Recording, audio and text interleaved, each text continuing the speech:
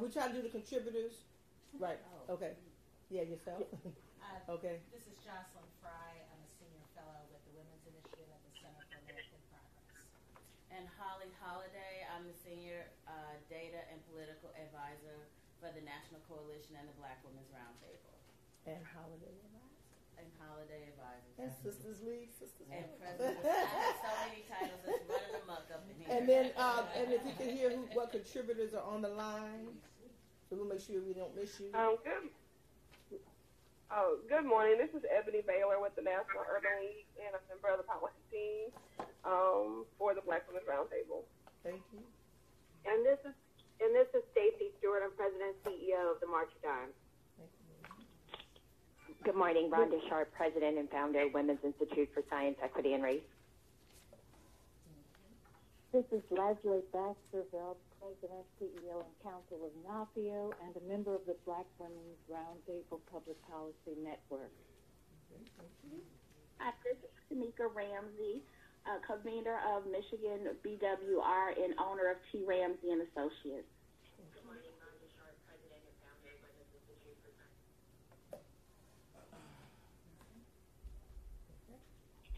And thanks the team that's in the audience, and on the call. And we will. Okay.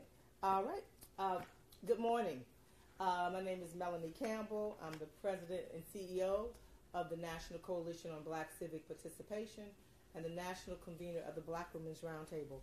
It is my honor and privilege to wear both of those hats. And today we are releasing our 6th annual Black Women's Roundtable State of Black Women in the U.S. and Key States report. This is our 6th year, and the theme this year is Centering Black Women and Girls Leadership and Public Policy Agenda in a Polarized Political Era. I'm going to turn the program over, the briefing over to Dr. Avis Jones DeWeaver, who is our illustrious editor-in-chief of the report, the annual report. She wears many hats, yes. But she's our scholar in residence, right? And really has been a joy to work with on this annual report that just gives us a top line on the state of the status of Black women from various vantage points. And I'll turn it over to Avis, who would then call on different contributors. This is a media briefing, so she's going to go over the executive summary, and we're asking everyone to briefly, anything you'd like to add, do it briefly so that the reporters that are in the room and on the phone will have an opportunity to ask you direct questions. Is that okay as a format? Avis. Wonderful. Good morning, everyone, and thank you so much for joining the call. I'm so excited to be here with the 6th release of our State of Black Women in America reports. And as Mel just mentioned, this is really a group effort that brings together Black woman brilliance, really, in a variety of areas of expertise. And so while I will touch a little bit on some of the key findings, particularly in the political area where one of our contributors unfortunately was able to make it here today, I'm going to also sort of ask the actual authors to comment for just a few minutes on their pieces, and if there's anything that's like really looming that we missed, I'll sort of chime in with it. But I think we've got most of the major issue covered by those in the room and those on the phone. So with that started, I was just going to start by sort of starting us off and by putting us into somewhat of a political context. Alabama. Good morning. So, you know, this year represents the 50th year since the first Black woman, Shirley Chisholm, was elected to Congress. And here we are 50 years later, and we now have 25 Black women in Congress. A wonderful achievement.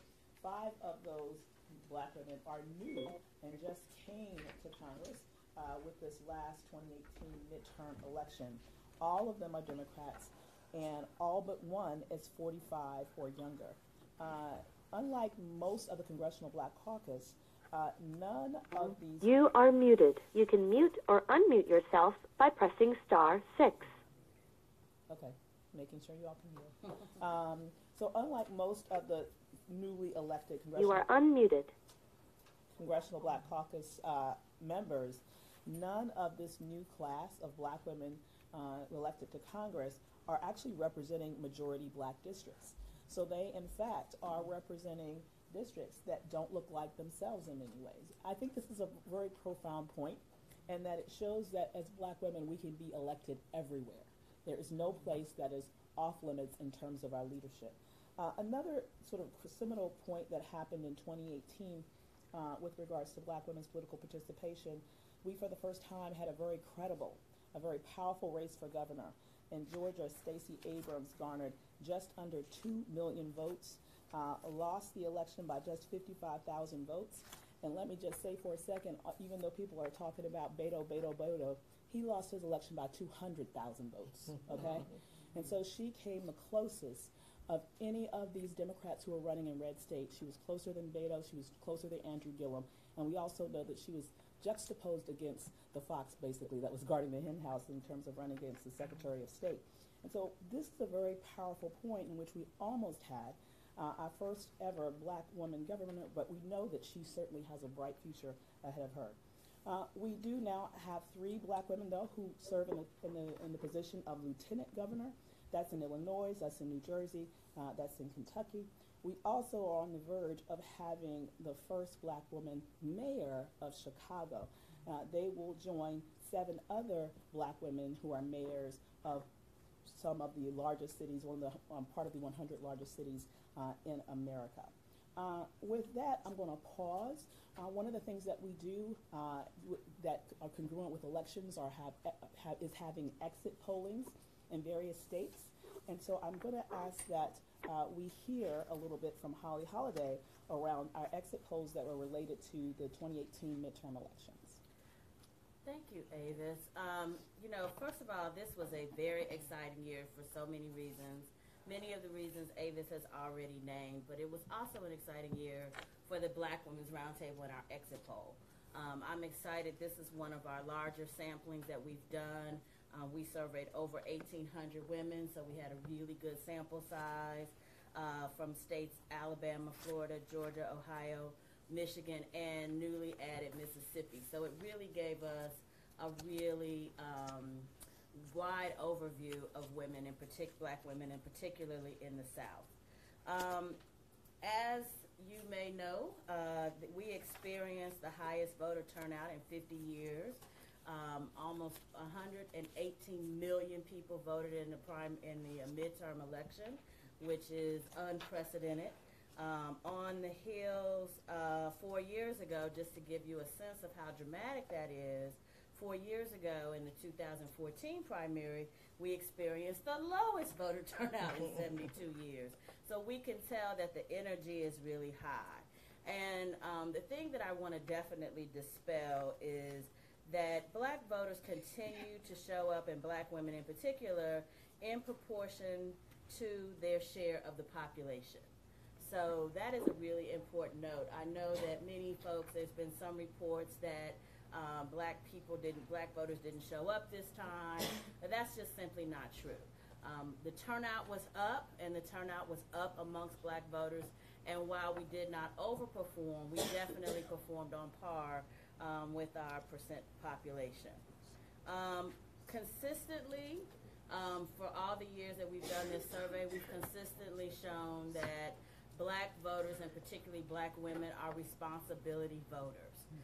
That has been fairly consistent, usually polling in the mid to high 70%. This year we had an anomaly, and that anomaly was Florida.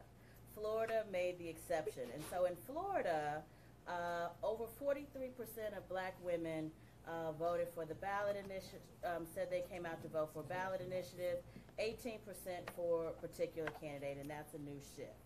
And then the last 2 big points are we always look at issues, and issues is always what we see as one of the prime motivators for women voting. And overwhelmingly, at every age group, we saw them supporting those core safety net issues, protecting Social Security, Medicare, Medicaid, as well as affordable health care. So I'll end there for now. Thank you so much, Holly. Wonderful. Our report then went into looking at black women in the economy, specifically delving down into our income inequality issues and issues related to the wealth gap. And as it relates to that, Jocelyn Fry, Senior Fellow with the Center for American Progress, along with her colleague there, Danielle Sullivan, contributed an amazing piece. And so I'm going to ask Jocelyn to please share a few highlights from that piece from us. And can we do something? Just one quick logistics point. Folks on the phone, are you hearing us okay? I have them on mute. Yes, we are. Okay. Thank you. Thank All right. you. Thank you. All right, Jocelyn, thank you. Thank you, Avis, and thank you, Melanie, for convening us and your leadership. Danielle Solomon, who couldn't be here with me today, unfortunately, and I wanted to focus on the economic status of black women. What we know is that the current administration is fond of talking about this fabulous economy and saying how everybody should be happy, and unsurprisingly, perhaps to us, when you look beneath the surface, that economic narrative is not really as accurate as they would have people believe. It is certainly true that unemployment has declined, but we wanted to look deeper and look really at black women's economic status and black women's economic status vis-a-vis other workers. And what we saw is what we have seen for a long time, that when it comes to things like earnings, black women, like other women of color, continue to be underpaid in comparison to their white counterparts. And that has been unchanged for a while. It is true across many different types of jobs, whether you're looking at high-wage jobs or low-wage jobs. And even though black women have made progress, they are still less likely to be in high-wage jobs than their white female counterparts, and much more likely to be in lower-wage jobs. And the practical reality of that is that they also are less likely to have access to benefits, paid family leave, paid sick leave, critical benefits that enable them to deal with both work and family responsibilities. And so we explored just the different facets of what drives women's economic status, and really a persistent state of income inequality when compared to white women and white men, for that matter. But we also wanted to look more broadly, because we know that our economic status is not just fueled by wages alone, but it's really a broader notion of what wealth looks like. And we often don't look at wealth. And when you look at wealth, just comparing white families to black families, generally speaking, there's an enormous chasm, and that chasm is growing.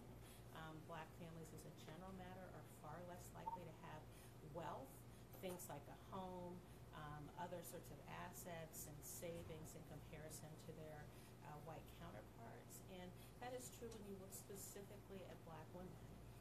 Black women who are single and haven't been to college are far less likely to have the same wealth as their white female counterparts. If you look at data concerning black women who are married with college degrees, they actually have less wealth than white women who are married and don't have college degrees. And that gap is growing. So we wanted to look at what we consider to be sort of a double challenge here. Not only is it an earnings challenge, but it's also a wealth challenge. And so as we think about improving black women's economic status, we have to think of strategies that are really trying to address both components of the problem. So it's not solely equal pay reform. That's really critically important. It's also strong work-family policies like paid family leave, but it's also tackling things like housing discrimination, where there's declining home ownership amongst blacks, in particular, consumer financial protections, investment in thinking about new asset building alternatives. Like, that's sort of a comprehensive approach to actually trying to address not only black women's economic security, but their wealth gap over the long term. And that's really what we need to be looking at in terms of promoting economic prosperity for black women. Thank you so much. That is amazing, Jocelyn. A couple of points I just want to pull out before we go to the next one that I think were absolutely outstanding in your piece. You mentioned, for example, that over the course of a black woman's career, like a 40-year career, due strictly to the wage gap, black women stand to lose over nearly $950,000, specifically $946,000 in wages. So almost $1 million we lose over the course of our lifetime, due strictly to the wage gap. And another point that I believe was particularly telling was when we talk about this issue of wealth, the extent to which we lag behind white women actually increases as we age. So single black women in their 40s with college degrees have 24% of the wealth of their white female counterparts. But by the time we reach the age of 60, we only have 2% of the wealth of our white counterparts. And so that gets into issues of retirement security. So it's really, really critical research. So thanks so much for your contribution. Absolutely. I made a mistake and skipped over one other political point, and I wanted to ask if Ebony Baylor could just chime in for maybe about a minute, really super quickly, and see if you can give us some top-line items about the Chicago race that is going on right now. That was your contribution was about this historic race that's happening in that city as we speak.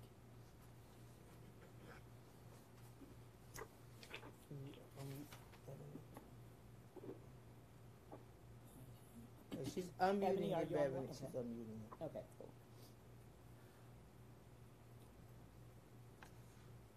Yes, I'm here. Perfect. Can you spend about a minute to tell us about Chicago? Yeah, most definitely. So as we know that, as Avis mentioned earlier, we're standing to make history in the city of Chicago. So Chicago is in a runoff election that's happening on April 2nd, and they have two contenders between Lori Lightfoot, who is a former federal prosecutor, and Tony Preckwinkle, who is current chair of the Cook County Democratic Party. When you look at these two candidates, they're kind of uniquely different. When you look at Lori Lightfoot, she is a openly gay black woman who has never been elected to office, even though she's been appointed to two positions under the Daley administration, under the Emanuel administration, which really talked about police accountability. And she stepped away from the commission and decided to run for mayor after the report came out after the Laquan McDonald shooting. Looking again at Preckwinkle, who is Thai. She was an alderman for 20 years. And after being an alderwoman, she then transitioned over to being chair over the Democratic Party in Cook County, where under her leadership, they had a significant increase of people of color being elected for positions, being endorsed. And of those endorsed candidates, over 64 of those people actually got positions. So this is going to be strictly a race looking at turnout, and the black community is going to have a strong tie to it. So, for example, when you look at the election results of Lightfoot, she only garnered 29% of the black vote in the February 26th election, and she won 11 wards. A lot of her wards were inclusive. They were racially mixed. They were also very liberal and in the north side of Chicago, in contrast to Periwinkle, who was really carried by 5 wards, with the majority of them being predominantly black in the south side of Chicago. So it's going to be very interesting to see if Lightfoot goes on and she maintains her inclusive strategy and picks up some more black votes, she could win. And if Periwinkle, again, starts to work her wards that she won, as well as picking up a few additional votes that are not, that are inclusive but not necessarily black, she could win. So this is really going to be a turnout election. They had a low turnout of 33% in the general, but just having two candidates making history, there's anticipation it's going to be a higher turnout. Okay. So very interested to see what's going to be done. Okay, well, thank you very much. Moving on now to continue in the economic arena and basically workers' rights, I would say, arena. I'm going to ask that we now hear from Carol Joyner, who is going to talk about her contribution around paid family leave. Thanks so much, Avis, and thanks, Melanie, once again for y'all pulling this report together and allowing us to really speak about the state of black women the movement of two very important policies that really do cohere with the discussion about wealth and Hello? wage stability. And they are the Family Act. Pause for just 1 second. Hold on. Can you hear us? Can you all hear us now? No, it's not you. Now we can. Okay, thank you. I'm sorry. Can you start from the beginning? Okay, thank you so much. This is Carol Joyner, and I thank Melanie and Avis in particular for once again doing the heavy lifting and pulling this report together that really does speak to the state of Black women in the United States. And I talked about two issues that are actually moving in Congress that also address the wealth gap and the economic stability of Black people in this country.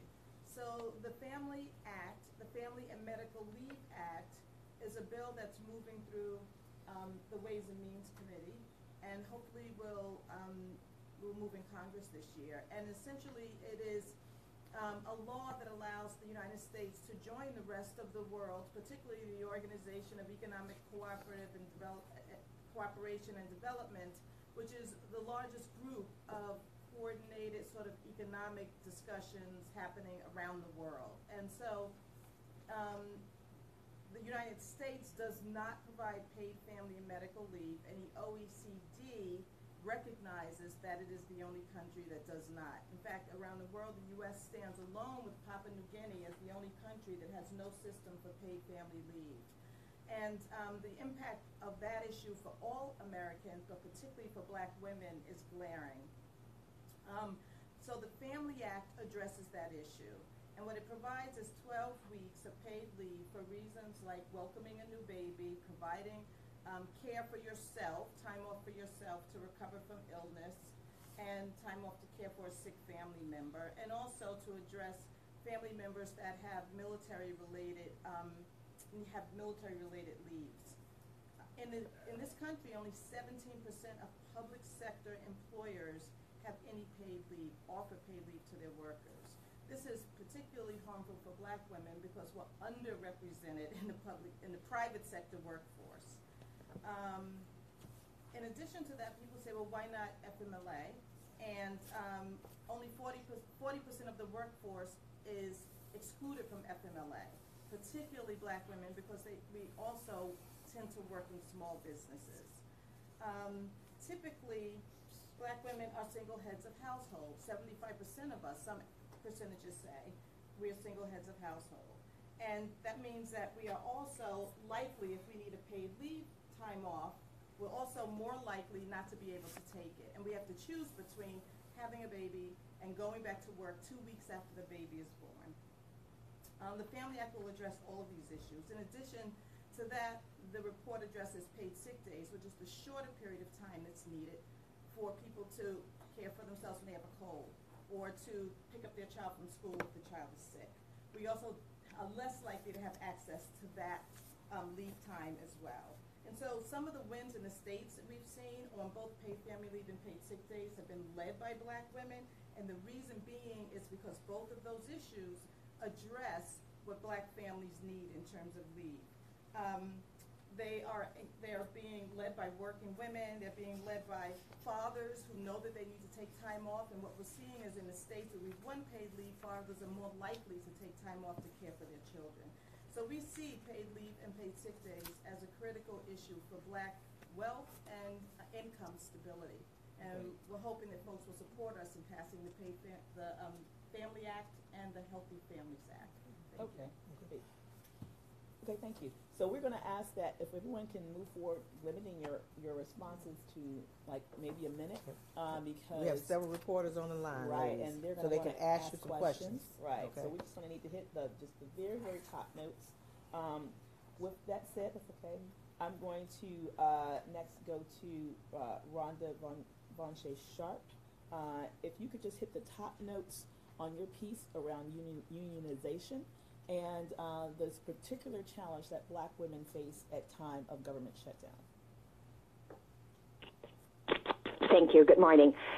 So I think the biggest point about unionization is the notion that it alleviates wage inequality, so that may be true at the federal level for Black women who participate in unions. I did not see that show up in the data for local and state.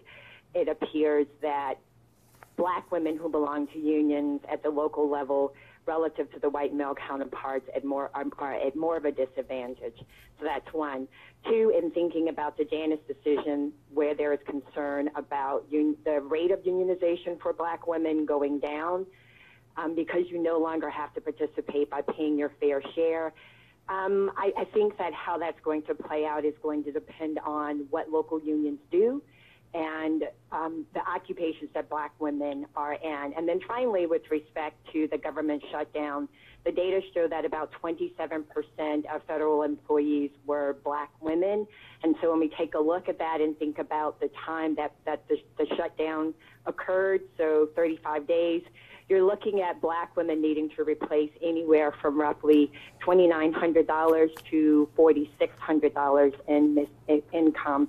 And the biggest problem of that is when you, again, thinking about where federal employees are living, a large percentage live in the Maryland area, which also has the highest rate, higher than the national average for home ownership, home pricing and rental rate, as well as utilities. So that makes it even more of a burden. Thank you so much. That was Rhonda Sharp, president and founder of Wiser Women's Institute for Science, Equity, and Race. Thank you so much, Rhonda. Next, I'm going to ask that we hear from Tamika Ramsey. She's the convener of the Metro Detroit Black Women's Roundtable and owner of Ramsey and Associates. Could you talk just briefly about your piece around the importance of supporting entrepreneurs, not just with infusions of cash, but a broader sort of holistic resource allocation? Hi, good morning. This is Tamika Ramsey with T. Ramsey and Associates. And my piece very heavily focused on Black women business owners. In 2016, minority-owned businesses contributed to close to $49 billion in local, state, and federal tax revenues. Excuse me. The number of Black women business ownership grew a stunning 164% between 2007 and 2018. However, during that same time frame, average revenue dropped from 84,000 to 66,000 in 2016. While non-minority businesses revenues rose from 181 to $212,000. Research showed that this was because Black women were less likely to receive loans than non-minority women, were less likely to receive the higher amounts of loans, were denied loans, were less likely to apply for loans from the fear of rejection, and more likely to have lower wealth levels when actually entering into their business. Higher unemployment rates, greater gaps in gender pay, being locked out of traditional jobs, hitting the glass ceiling, poor treatment, low quality education systems were the reason why a lot of Black women actually created their business, because they did this out of necessity and the need to survive, where other people were actually attempting to use their talents and growing their passion and things that they enjoyed doing. The question becomes, why are Black women more likely to have these issues and not growing their business when, starting in 2005, foundations started to pour money into their communities? And the answer is that psychological and educational barriers have been embedded in our communities. And no matter how much money is being poured into these communities, if proper support and assistance is not combined with those financial supports, Black women will not continue to grow, because they need those supports to help with their business. Basic accounting, basic marketing, these are the services that Black women need in addition to financial assistance in order to help and grow and sustain their business. Absolutely. We understand that Black women, when hire local, they keep more money circulating within their communities, and they revitalize distressed communities, which also happens to be their communities. And if we are asking Black women to continue to open businesses at the rate that they are, if they continue to hire local and invest money into their community, then people and foundations need to make sure that we are providing those non-financial supports in order to help these women also. Thank you. Thank you so much, Tamika. I appreciate that. We're going to turn our attention from wealth, in essence, to health. With that said, we'd love to hear from Stacey Stewart, President and CEO of the March of Dimes, and if you could share with us some top highlights from your brilliant piece around maternal mortality. Yes, thank you so much, and it's really an honor to be here with you all, and congratulations on the fantastic report. At the March of Dimes, obviously we focus on the health of moms and babies, especially around issues of preterm birth, maternal mortality, and morbidity. We've obviously ramped up our focus on babies born addicted to or having been exposed to opioids and suffering from neonatal abstinence syndrome. One of the biggest issues that we obviously looked at for our report is around maternal deaths, maternal mortality, and morbidity. That's the number of women who die as a result of pregnancy and childbirth or come close to death based in what we call a near miss. Obviously, when we look at the issues of the health of moms and babies across the board in this country, by any standard, all women in this country do more poorly in terms of birth outcomes or maternal outcomes as compared to women and babies across the industrialized world. The U.S. has the worst outcomes with respect to mom and baby health as compared to any industrialized country. And the outcomes for Black women and Black babies are even worse. We did look at this issue of maternal mortality, especially for this report. And of course, we see in this country increasing rates of maternal mortality as compared to decreasing rates for other industrialized countries. And the issue for Black women is particularly disturbing. We have seen the highly publicized stories of Serena Williams and even Beyonce talking about even their own issues with respect to challenges postpartum. But the reality is that Black women are 3 to 4 times more likely to die as a result of pregnancy and childbirth. And those issues have nothing to do with Black women themselves. It has a lot to do with the failure of our health system and the systemic failures. We also did a report that showed that, for example, about 5 million women, about 35% of the counties in this country, lack even the basic access to obstetric care. There's no hospital that offers obstetric services, there's no OBGYN and no certified nurse midwife. So even if a woman has health insurance and is doing everything right, she still may not even have access to the kind of care that she needs to make sure that she's healthy and to make sure that her baby is healthy. We do know that Black women, because we often suffer from chronic health challenges even before pregnancy, that makes pregnancy and postpartum even more challenging, and those are issues that we can address with better access to health care and ensuring that not only we are covered with health insurance, but also have access to care by having better transportation systems and issues like that. There are just systemic inequities that exist in the system of healthcare in this country that make it even more challenging for Black women and for Black babies to achieve the kind of health outcomes that we ought to be able to achieve. That's why we're looking at some really innovative methods in states like Arkansas and Oregon and Texas and Wyoming, where options like telemedicine and ways in which there can be transportation reimbursement for women to get to prenatal care, subsidized housing close to regional perinatal centers, those kinds of things, what we think can be very innovative solutions. And in fact, we're monitoring states very closely to see what kinds of things in certain states can be scaled across this country. The last thing I'll just say is that there are some glimmers of hope. The end of last year, we were successful working with a lot of different organizations to pass the Preventing Maternal Deaths Act, which was introduced in a very bipartisan way, and we actually encourage more bipartisan solutions. This will go a long way to creating maternal mortality review committees in states, providing funding for those committees so we can actually collect better data, design better interventions.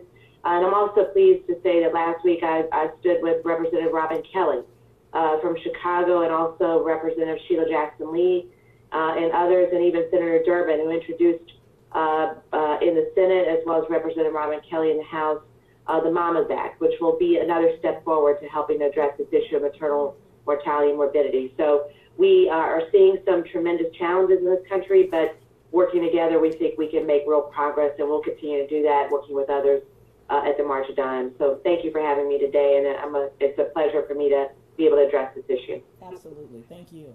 Now, absolutely. So to be able to wrap this up quickly, I'm going to next call on first Dr. Leslie Baskerville, President and CEO of NAFIO, to talk about her piece in which she talks about the state of Black women presidents of HBCUs, so talking about our leadership within that realm, followed immediately by Patrice Lawrence, who of Felicia Davis. Okay, and on Docu Black, who will talk about immigration and how the fact that immigration is in fact a Black issue.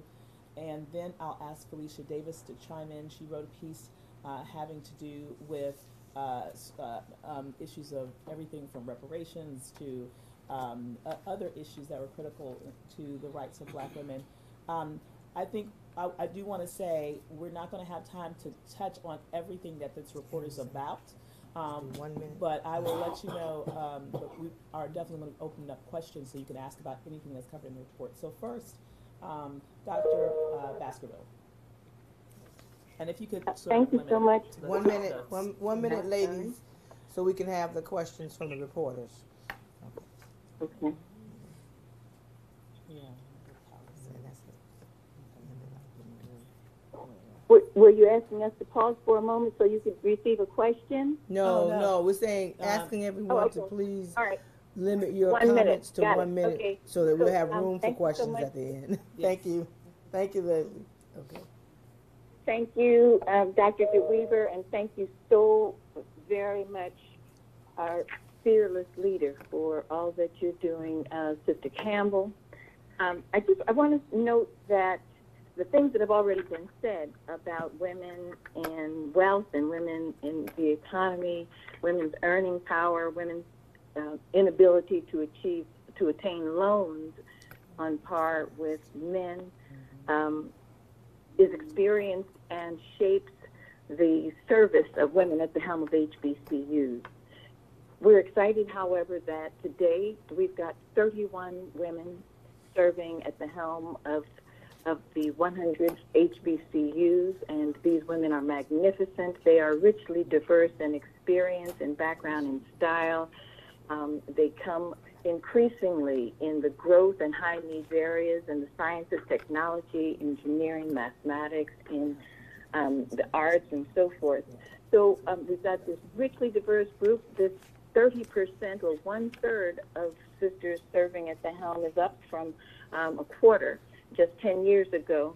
And that's a tremendous growth given the slow growth of women and men attaining PhDs. And so when you look at what are some of the barriers to women, and Black women in particular, achieving a larger number of the presidencies, and we would expect that they would have in excess of 50%, because Black women have more than 50% of the PhDs being earned by African Americans, and they don't. But we note, for example, that in every field, at the undergraduate level, the graduate level, and the doctoral level, African Americans are lagging behind whites, and Black women are exceeding the levels attained by Black men. And so some of the things that we're doing to try and increase the numbers of women at the helm are mentoring programs, helping women to get fellowship and funding for attaining their doctorate degrees are always a barrier. We're also working with members of Congress and state legislatures on the issues already pointed out about the discrimination in lending for infrastructure and for capital financing projects and those types of things. But As we are in the 400th year of African, the American soil, we are excited by the women that we have. We had a big story about Bennett and Bennett's College losing its accreditation because of a lack of sustainable funding. But the other side of that story was not told, and that is that another sister president, Dr. Glenda Glover at Tennessee State University, who was also the president of the AKAs, put in $100,000 to get the Bennett College over its hump. And the AKAs, under Sister President Glenda Glover at Tennessee State, started a foundation to fund all of the HBCUs. And so great things are happening, particularly as we're increasing the numbers of African American women serving at the helm of HBCUs. Thank you so much for allowing us to participate in this tremendous conversation, and congratulations on your 6th year of publishing the report. Thank you so much. So next we'll have Patrice Lawrence of Undocumented Black. Thank you, and thank you so much for allowing Undocumented Black to contribute to this report. We're very happy to be here and to be a part of this. A couple of the highlights from the report is that with the media attention that we've gotten on DACA, the knowledge that up to 30% of the population of the United States who are eligible for DACA are indeed Black. A lot of them did not apply previously, but with the introduction this year of HR 6, for instance, that is something that would benefit the Black population, and that would be young people under the age of about 38 years old who have spent most of their lives within the United States. In terms of removals from the United States, we continue to see an increase in the removals of Black immigrants in the United States at 5 times their population, 5 times their presence in the population. The 2018 numbers said that there was a 140% increase in removals of Africans in 2017 compared to the year before. What we noticed is that from the visa sanctions in 2017, there was a phenomenal increase in the countries that had visa sanctions placed on them in 2017. The 2018 numbers showed that there was an increase in removals from people from Eritrea of 51%, from Sierra Leone of 80%, and of Guinea 149% increase from the year prior. We also saw an increase of a new set of people, which is people from Mauritanians, and our records indicate, based on the anecdotal evidence that we have and the cases that we've been following, that these are primarily only Black Mauritanians that are being deported from the United States. And we saw in regular numbers, in 2017, there were 8 deportations of Black Mauritanians, and in 2018, there were 98. So almost 100% increase. Our numbers have from USCIS and from ICE say that in 2016, there are no known deportations of Black Mauritanians. So what we continue to see in the Black community is a targeting of folks who are Black immigrants, who are lesser known, who are lesser talked about, and who are lesser understood to be undocumented in this country. Lastly, I'll mention that with 2017 and then 2018, the report and what we entered was that there continued to be a removal of legal protections, work permits, and stay of removal for folks who had temporary protected status or deferred enforced departure. There were 13 countries that had temporary protected status at the beginning of 2017, and by the end of 2019, 9 of those countries had lost their immigration status. Of those 9, 7 of those countries are Black majority countries.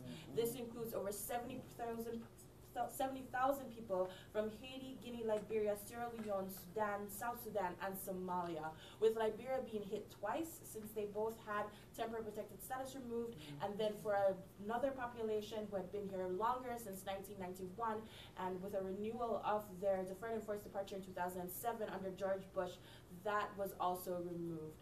It'd be remiss of me to not mention that as of today, we are 9 days away from a deferred and forced departure for Liberians, totally expiring on March 31, 2019.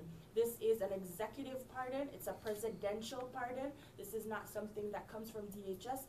Therefore, this can be fixed very quickly, very easily, and immediately with a White House memorandum. We're asking folks to continue to call and to follow on DocuBlack on social media. And if you're so gracious, please call 213-335-2192.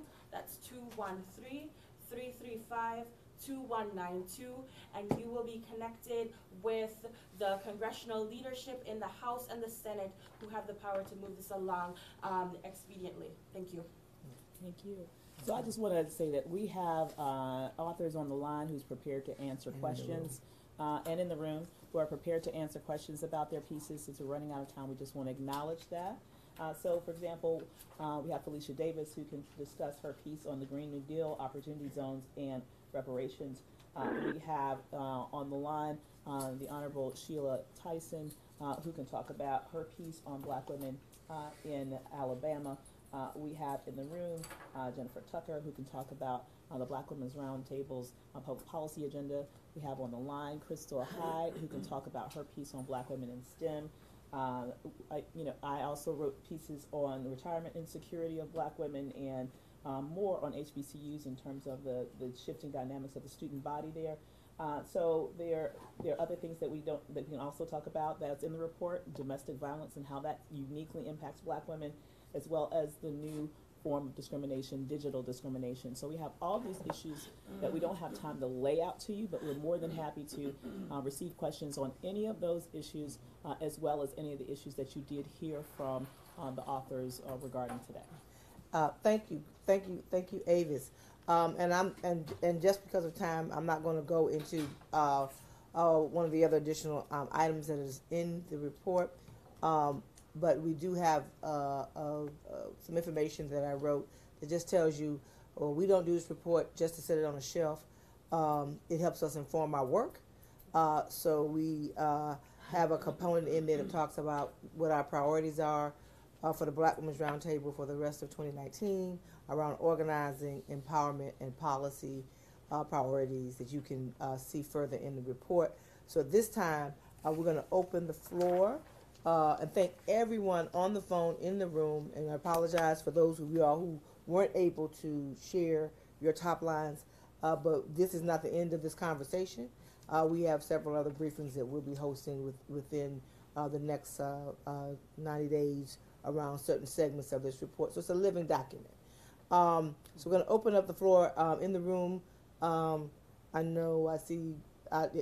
open up the room first to see if any reporters have a question.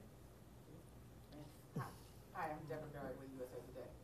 You mentioned particularly about the political part. You mentioned that several of the new women in Congress, Black women in Congress, from districts that were not predominantly Black. Can you speak to some of the factors that led to those wins, and also with the shift, if you will, from how other Black women participated in those other districts that were predominantly Black? And if I could, also about Stacey Abrams, you compared her race or her loss to O'Rourke's loss and that gap. Can you speak to that difference and whether you see her as in the top of the ticket, whoever's ticket, for 2020? Who wrote that piece? Well, about the? Oh, that was actually Elsie's. Yes. But I could. Obviously, first have to say that of course this organization can't endorse anyone. However, exactly, as a nonpartisan organization. But I will say that it was very exciting to see Stacey Abrams' race and to see it so strategically implemented. I will say also that BWR was one of those organizations that was on the ground in Georgia, making sure that we maximize the Black vote. And I believe that to the extent that you saw her overperform, it was because the Black vote was very organized, the Black vote was very motivated. She, as a candidate, went to every county in Georgia. She did not focus only on the urban areas. She looked at the urban areas, she looked at the rural areas, and she was someone who people could see themselves in her. She was relatable. and she was talking about real issues. She built credibility in that state. She wasn't someone that just shown up out of the blue. She's been there for years, and she's been active. And so all of those things, I think, help to show why she overperformed. I think she has a major future ahead of her, no matter what she chooses to do. And since I've known her since she was at Spelman, I feel like I have a little background on her. But someone asked me that question yesterday, and I said, well, let's think about this. She has a extensive legislative background. President Obama had an extensive state legislative background. He was in the Senate for 2 years, and then he became president of the United States twice. In my humble opinion, I think he did. He didn't do all I wanted him to do, but he did a pretty doggone good job and got elected twice. And so I think what we have to do as women, especially as black women, be able to own that we. It is our theme this year. It is our time. Absolutely. I'm not saying she's going to run or not run, but she's got just as much experience as anybody else when it comes to that. And surely she got a whole lot more experience than the current president of the United States. And that's just facts. It's not partisan. And that's Melanie Campbell's opinion, not the opinion of the Black Women's Roundtable. but that's my take on it. Absolutely. Okay. I agree. Yeah. The other half of your question, I'm sorry, about the representation in Congress. Actually, the new black women elected aren't that different from other black women who are in Congress. It is more likely that the black women who are in the Congressional Black Caucus got there from non-majority minority districts than it is for their black male counterparts. Black men are typically representing majority black districts. Black women typically are not. They typically are representing more diverse districts. So it's just very interesting how black women seem to be able to capture the needs of their community no matter what that community is. Did you want to add anything to that, Karen? No, you said exactly what I was going to say, just in terms of the fact that we're seeing that black women are accepted across the board in their leadership, and I think we'll see more of that in 2020 and beyond. And I agree completely on what you said with Stacey. I think she's demonstrated that she has the ability to lead in whatever segment she decides to do that, whether it's her nonprofit or whether it's future elected offices. Thank you. And we had, at least, I'm not sure who's still on, but we had a few reporters on the line. So we're going to open up, is it open? Open the line for the reporters that may have a question. Hi, good morning. Good morning. Barrington Salmon, Black Press USA. How are you all? Wonderful. Good to hear your voice. Thanks for doing this. I'm wondering if you could talk a little bit about, we have record numbers of black women in Congress, and I've been listening to the issues that have been outlined, the challenges, the problems, and I'm wondering, is that enough to have these women in Congress, or is there an effort to filter this down to state and local levels so that there can be real substantive change in terms of black women's condition? I'm going to ask Holly, but I'm also going to ask Felicia if she's still on, from Clayton County, Georgia. Although she wrote about Green New Deal, was very active on the ground in Georgia. You have Tamika Ramsey, who was very active on the ground in Michigan, leading our campaigns around our Power to Sister Vote, who are on the ground making it happen. So Holly, and then Felicia is still online, and Tamika. Does that make sense? Yeah. Absolutely. Well, first of all, I think what we saw in Congress is frankly just the tip of the spear, if you will, from what we saw across the country. Black women were elected to all kinds of historic firsts, from judges to city council to state legislators. So I think that we saw the black woman wave, if you will, up and down the ticket, and I expect to see more of it in 2020. I'll let Tamika is still on the line. Yeah. Is Felicia still there? Felicia, yes. Felicia and Tamika are both on the line. So ask Felicia. So Felicia? Yes. I in here in Clayton County, which has been it's a strong black, predominantly black county. However, every significant position in the county has been turned to African American leadership. And this is kind of a trend. If you look at Georgia becoming more purple than red, it is the black community standing up. Here in Forest Park, where it was predominantly black, 80%, we had not had black leadership in the city ever. So now we have an African American female mayor, graduate of Spelman. We have our city manager is now a black female. But more importantly, both of our state senators at the state legislative level are black women. All of our representatives are black women. We have district attorney, black female, and going down the line, if you're looking at our county commission. So it's not that we have to run everything, but because we have mobilized and turned out. No, we have a couple of seats for others because we know how that feels.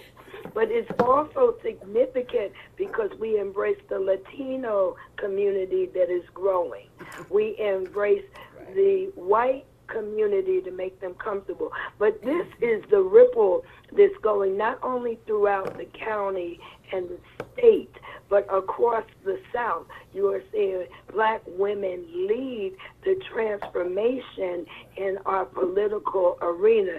So as we look at who's qualified to lead, we have set forth a new standard, a new set of criteria to say what leadership looks like, and it looks like us. Thank you, thank you. Let me do this because I know we have other reporters on the line, and then if we come back, if someone wants to do a follow-up to that, because I also have Sheila Tyson, who's on the line from Alabama, and we know this Alabama story, so make sure you read that component in the report. Any other questions from media on the line?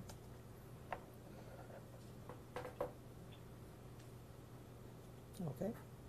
Hello. Hello. Hello, this is Charlita Tavares in Columbus, Ohio. I'm a contributing writer for the Columbus-Dayton African American News Journal, and I just sent a question to Tanya. The question is, with respect to what's next, are there recommendations in the report? Okay, that's Holly Holiday is saying something on your thing, but it's actually Holly. She's going to respond. Holly Holiday. Sorry about the confusion. Yeah, so what's next is a couple of things. First of all, we are going to be focused on continuing to elevate our agenda. That's number one. Number two, we're going to be focused on making sure that we get everyone participating in the census. That's number two. Number three, we're going to be moving folks to vote in 2020. Well, frankly, we're going to be moving folks to vote this year in Virginia and Louisiana and a few municipal races across the country, where we also are seeing some historic women like we talked about in Chicago. But also getting ready for 2020. And then finally, we already are thinking about redistricting. And all of that combined together, that complete total picture of civic participation will definitely have an impact on black women's leadership, and we plan to be right at the center of it. Okay. One thing I want to add that's in my one of my pieces inside of the report, where we talk about what we're doing. The other thing that we're doing to leverage that our voices and our issues is this will be the fourth year that we will be doing our presidential questionnaire. Yep. And we've done this since 2008. Started out doing it in partnership with National Council of Negro Women. We will continue to do that, and we will release the results of that presidential questionnaire and it helps us develop our voter guide. And it's nonpartisan, and we ask everybody who's viable candidate on Republican, Democrat, Independent to answer the questions, and helps us to develop that voter guide that we release prior to the primaries. November, December at the latest, but probably November is our goal, so that it helps folks that have some information to help them be informed voters, and it will be addressing the issues that Black women have shared with us, that will share with us over the course of these next few months as well, that are important, and why and what we want from. We do an Essence poll we partner with Essence every year to release a poll that just came out in September, and then also our exit poll that Holly mentioned. So it helps us to be informed about what Black women say they want from the next president, current president, next president, Congress, and the like. Anyone else have a question on the line, reporters? I have one more question. This is Barrington again. I was just wondering if you could give me a sense of how much of an impact the occupants of the White House and its policies have had on Black women. Has it been significant, or is it just something that just has continued? Okay, you asked. I'm going to repeat the question because we have a couple of contributors that may want to respond to give you opportunity. I heard you say, Barrington, what this current president has done for impact Black women. Yes. I'm going to ask Jennifer Tucker, who's our senior policy advisor, who for the Black Women's Roundtable. She'd like to respond briefly. So Jennifer, if you had any comments. Well, this president, as well as Sheila Tyson, if she's still on the line, from Alabama. This president has not been kind to Black women, that's for sure, and he's done everything in his power to tear us down, to make us look as if we don't know what we're doing. And I will point to his continuous attacks on two women in Congress, Representative Maxine Waters and Representative Frederica Wilson from Florida. Both of those women did not and do not deserve his a constant Twitter feed about them. And none of it is related to issues. It's all very related to what he thinks they look like, and it's baseless. And that kind of maligning of those two women go a long way to the credibility of all Black women in the eyes of a lot of people. Thank you, Jennifer. Sheila Tyson from Alabama, are you still on the line? If you wanted to respond did you hear the question, yes, Sheila? Thank you. Sheila, did you hear? Yes, I did. Okay, great. Yes, I did. Okay. And I appreciate letting me on the call. I totally agree with, he has not been kind to Black women, and we can actually see the effect of that down here in the state of Alabama.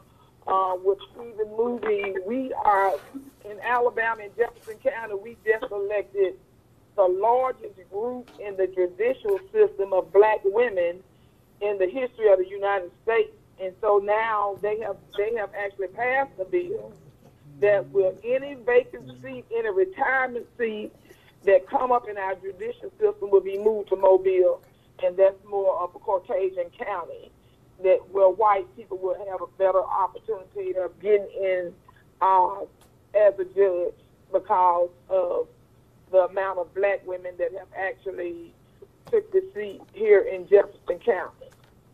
So, and I think, in what he's doing to Maxine Waters and other women, it's really appalling. It's insulting to Black women and the race of Black people. That's true. And Barrington, this is Avis. I just wanted to allude to a point that was made in our report just a few minutes ago by one of our contributors around particularly Rhonda Sharp, specifically her piece that talked about the impact of the shutdown on Black women. And you have to understand that we are very economically fragile. We do not have wealth. In her piece, she mentioned that the typical American family only has $400 liquid that they can access. For black women, it's even less than that. So one could argue that, as she just mentioned a few minutes ago, if you're put behind anywhere from $2,000 to over $4,000 over the course of that, and you only had $400 in the bank that you could easily get to, I would beg to argue that there are probably a lot of black women who are still digging themselves out of that unnecessary hole that they were put into because of the government shutdown. The other piece is Melanie Campbell. And I don't know if Crystal High is on the line or not still, who wrote a component in the report around technology, but also Crystal is very much tied into civic engagement as well.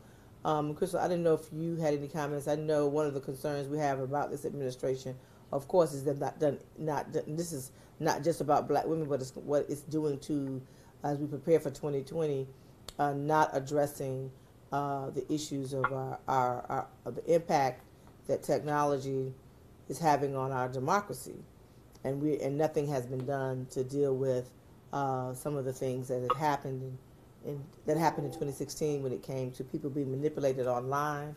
So, Crystal, I don't know if you had any comments related to that. Well, I mean, so I think if you're talking about the impact of technology, we're seeing it work on both ways, right? This is the first time we've ever had to deal with a president who deals with policy on Twitter, right? So, I mean, there's a different kind of tone and that's going on right now. And I think the level of hostility that you see towards black women is being extended to online spaces, right? So there are lots of issues with regard to kind of the tone and that dynamic that's happening on technology from a platform standpoint. You know, I think there are questions that are still unanswered or still being addressed with regard to how platforms need to be dealt with in a responsible way, because we can see the impact that they're having on technology. And certainly, you know, there have already been reports of continued disinformation campaigns taking place on social media. I think that there is greater visibility to the problems now. And so, you know, time will tell how much, you know, any of these major platforms, be it Facebook, Twitter, how much they're actively going to engage on pushing back. We haven't seen them, you know, take any kind of affirmative stances in trying to minimize some of the negative pushback that's being spewed online towards black women. But I think that there is greater awareness right now, and there's at least room for conversation about how the technology piece is going to come into play over the next several months leading into the election. We can expect, I think, a continued uptick in rhetoric, lots of crazy tactics at play, but it's an open field. This is so much of uncharted territory for us right now. So, I mean, there are people, you know, like Shereen Mitchell is one. She is involved in a collective that's really focused on almost being like a media and technology watchdog in terms of how politics and tech are intersecting. So I think more people like that are going to just be sounding the alarm and creating space for us to have our eyes extra attuned to, you know, how all these pieces move together. Thank you. Any other questions from reporters? Hold on one second. Hello? Let me find out if there are any other questions from reporters. Oh, hi, Melody. Can you hear me? Yes. Hello. Hi, it's Donna Owens writing for Essence. How's everyone doing today? How you doing, Donna? Hi, Donna. Very well. Thank you. I had a quick question, please.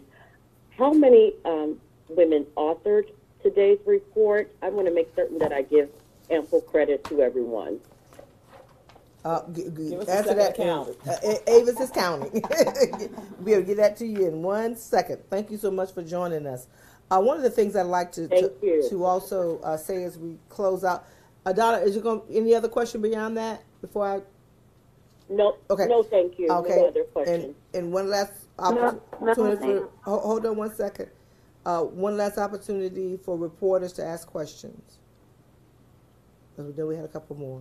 Felicia, you wanted to say something, and then we're going to wrap this up. 24, but just real quickly, 24 contributors. Go ahead, Felicia. Davis. Yeah. Just in the environmental arena, which I only touched on in the report with talking about the Green New Deal, but this administration is seeking to dismantle the Clean Water Act. And so from Flint, Michigan, with that water problem, to Alabama, Sheila Tyson Auckland speaks to their water problem, to Georgia, where we still have sewer overflows. They're really moving, and that comment period is coming up. It closes out in April. And so we have an administration where Black women are positioned to let all Americans know what's happening. This dismantling supports for ordinary people. So it's not just our disparity, but the impacts, anything that impacts us impacts us more. But we're looking at having a nation where the Clean Water Act will have been dismantled. And so these are the stories that we suffer from water in Flint with lead. We suffer from sewage and water bills that are, exploding in Alabama.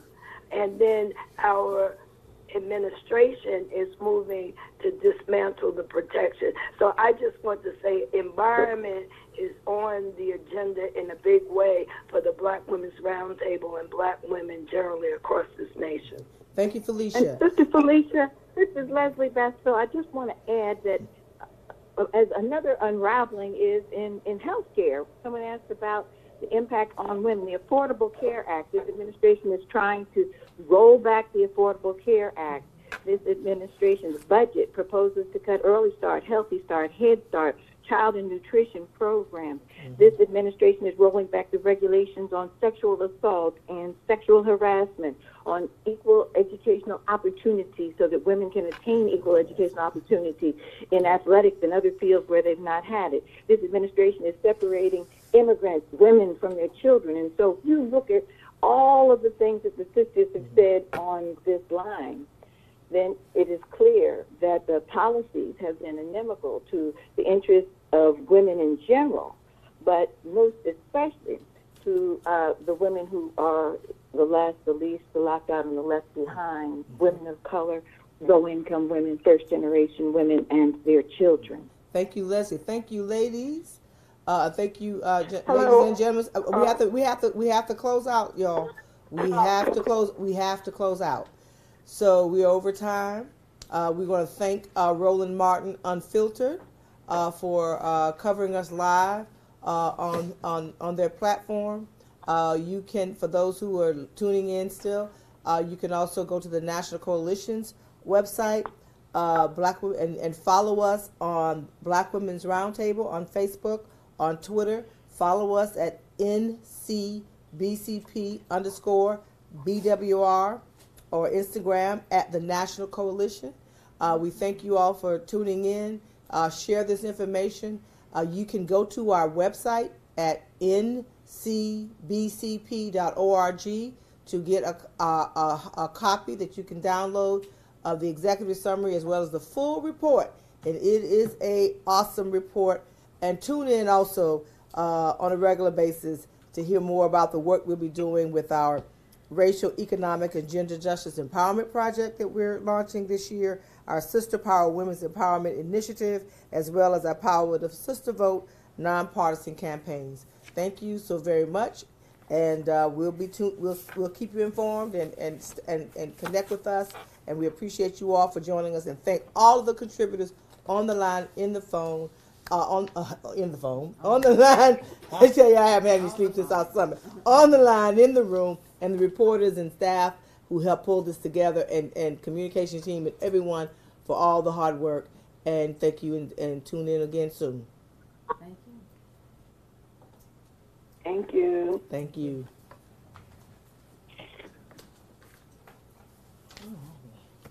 All right. So is it a cut? Is it a cut? Okay. Okay. We didn't want to move to each other. Okay. Okay. Thank you. It's over. All right. Thank you. Thank you so much. Thank you all. All right. Okay. All right. I'm going home. I'm tired. Yeah, you Another should. Okay. another good. I don't want to no Okay. debrief, nothing. I'll talk to y'all later. Yeah. Yeah, it's like, I'm getting the hell out of here. Okay. I don't blame you. Where's George? Do you, Jordan, do you want a list of who was on the thing, or these reporters, or like what should I? All right, so I don't know. what's the follow-up to do? It's on this? No, as people's pieces, I'll send it to you, let you know. Always on the website. Yeah, and I sent it to all, I sent it to our whole president. And then I guess if you need, who took pictures, anybody? Somebody asked. I took some pictures. Deborah Berry asked if we could send some pictures. Oh, yeah, I can send it to her. Come in.